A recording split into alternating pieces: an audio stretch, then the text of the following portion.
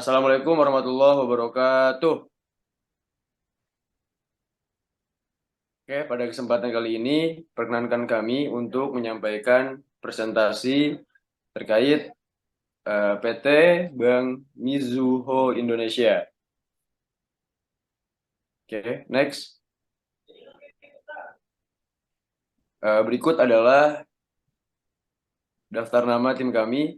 Yang pertama ada Anisyah Nur Septiana, kemudian ada Gisela Pradialpa, ada Rizky Muhammad Yusuf, dan dengan saya sendiri, Salli Ahmad Syauqi.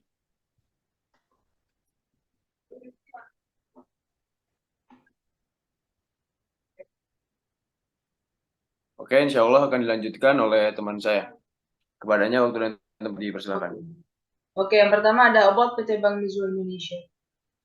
Di sini PT Bank Mizuho Indonesia didirikan dengan awalnya didirikan dengan nama PT Fuji Bank Indonesia International Indonesia.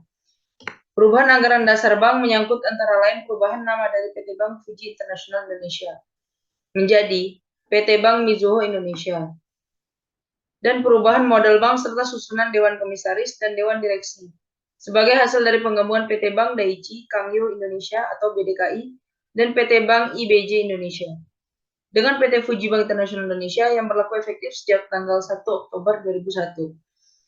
PT Bank Mizuho sendiri didirikan pada tahun 1989 yang merupakan anak perusahaan dari grup Mizuho Financial Group. Kantor pusat sendiri yang ada di Indonesia berada di Menara Astra Jakarta Indonesia, tepatnya di Jalan Sudirman. Dan PT Bank Mizuho sendiri, Mizuho Financial Group sendiri berasal dari Jepang. Dan di sini ada profil perusahaan singkat. Seperti tadi nama PT Bank Mizuho Indonesia, alamat lengkap pada Jalan Jenderal Sudirman, Jakarta, Indonesia. Kode SWIP MHCCIDJA, situs web www.mizuhobank.co.id, dan pemegang saham sendiri ada Mizuho Bank Jepang 99% dan PT Bank Negara Indonesia atau BNI 1%. Next. Kemudian di sini ada produk and service PT Bank Mizuho Indonesia. Di PT Bank Mizuho Indonesia ini memberikan pinjaman berupa kredit, yaitu pinjamannya ada kredit modal kerja, kredit investasi, invoice discounting financing, pembiayaan hutang dagang, pembiayaan untuk supplier chain finance, dan pembelian piutang sewa guna usaha. Untuk tingkat suku bunga rata-rata per tahunnya dalam bentuk rupiah yaitu sekitar 7,70% dan untuk mata uang asing yaitu sekitar 3,25%. Kemudian di PT Mizuho Bank Indonesia ini juga menyediakan jenis deposito, yaitu depositonya ada giro atau rekening koran dengan tingkat suku bunga rata-rata per tahun yaitu rupiah 0,78%. Kemudian ada rekening tabungan dengan tingkat suku bunga rata-rata per tahun untuk rupiahnya 0,29% dan mata uang asing 0,11%. Kemudian ada deposito berjangka juga, yaitu untuk tingkat suku bunga rata-rata per tahunnya untuk rupiah sekitar 6,01% dan mata uang asing 2,13%. Ada fasilitas cerukan dan sertifikat deposito. Kemudian untuk remitensisnya menyediakan 5 produk, yaitu penerimaan valuta asing, pengiriman valuta asing, penerimaan uang dengan jalur lalu lintas rupiah di dalam negeri, kemudian pengiriman uang melalui lalu lintas rupiah di dalam negeri, dan penerimaan uang masuk dari transaksi drawback atau rupiah. Oke, selanjutnya masuk ke kegiatan jasa yang ada di PT Mizuho Bank Indonesia. Kegiatan yang pertama ada kegiatan ekspor dan impor. Ekspor sendiri ada negosiasi, forfeiting, inkaso dokumen ekspor, penerusan ekspor, LRC, forwarding bank, clean negotiation. Untuk impornya sendiri ada pembukaan kredit per dokumen, akseptasi, trust receipt, online import taxes, inkaso dokumen impor. Selanjutnya ada bank garansi atau garansi yang disediakan oleh bank. Yang pertama ada bid bond, advance payment bond, performance bond. Selanjutnya ada standby letter of credit, bank garansi atau Bapexta dan bea cukai. Repurchase agreement or repo dengan Bank Indonesia, fasilitas pinjaman. Selanjutnya ada valuta asing derivatif. Valuta asing sendiri ada spot, forward swap, average step forex forward, cross currency swap atau CCS, forex option, interest rate swap. Dan di sini ada jasa pelayanan yang diberikan oleh perbankan, yaitu pertama penukaran valuta asing, inkaso, pembelian traveler cekui, jasa cash management yang dibagi dua, layanan jemputan dokumen dan polling, Mizuho Global e-banking, selanjutnya pembayaran pajak online melalui MPN G2, advisory business service, best receiver services, file transfer services. Selanjutnya pendanaan.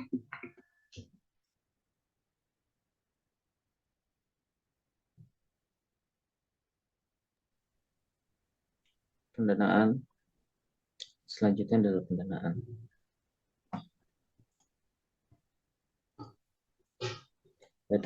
Pendanaan terdapat dua modal, yaitu modal inti utama atau CET1 dan modal inti Tier 1. Nah, berikut ini merupakan laporan dari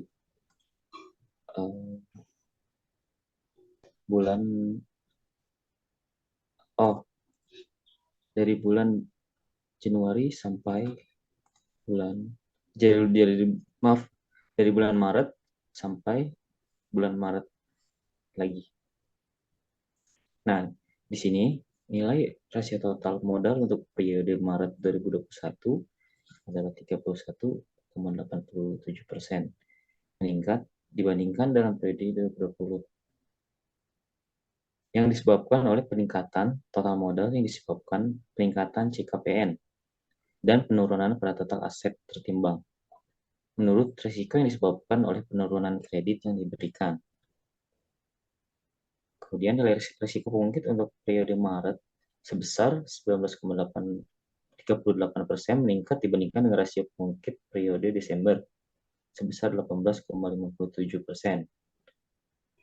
Nah, peningkatan ini dikarenakan menurunnya total exposure. Dari exposure aset, komponen total exposure yang dimiliki bank pada saat ini terdiri dari exposure aset, exposure transaksi derivatif, dan exposure transaksi rekening administratif atau TRA. Pada periode ini, bank tidak memiliki exposure dari transaksi securities financing transaction atau SFT. Nah, total exposure yang dimiliki bank paling berpengaruh atau terbesar dari exposure aset dari komponen kredit yang diberikan. Kemudian nilai rasio LCR PT Bank Mizuho Indonesia pada periode Maret 2021 adalah sebesar 348,67%, menurun dengan periode sebelumnya, yang disebabkan oleh peningkatan pada nilai total arus kas keluar bersih yang disebabkan oleh peningkatan arus kas keluar dari bank. Kemudian PT Bank Mizuho dapat pinjaman jangka panjang luar negeri dari parent bank untuk komponen ASF atau Available Stable Funding dan kredit yang diberikan untuk komponen RSF atau Required Amount of Stable Funding yang merupakan komponen aset dan liabilitas yang saling bergantung dan dipengaruhi pada rasio NSFR. Kemudian classification.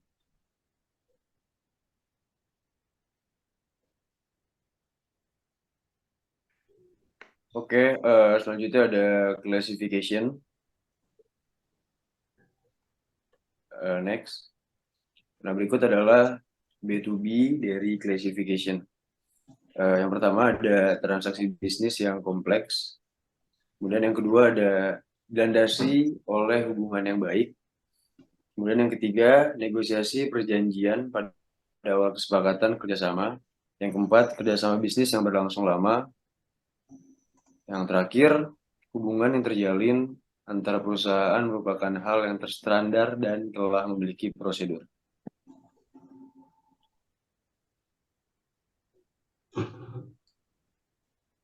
Terima Oke, kasih banyak teman pada dosen. Sekian presentasi yang bisa kami sampaikan. Kurang lebihnya mohon maaf. Saya tutup. Wassalamualaikum warahmatullahi wabarakatuh.